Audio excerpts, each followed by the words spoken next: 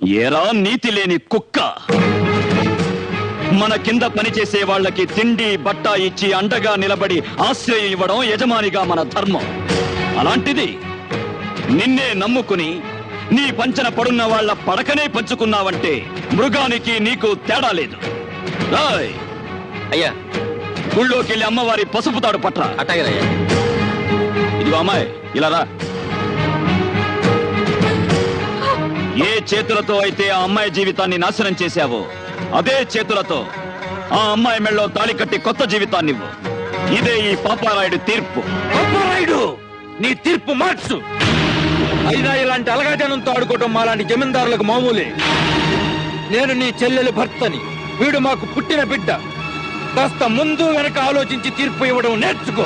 ఆపరా ఆపరా ఆపరా ఆపరా ఆపరా ఆపరా. అంతకు మించి ఒక్క మాట ఎక్కువ మాట్లాడితే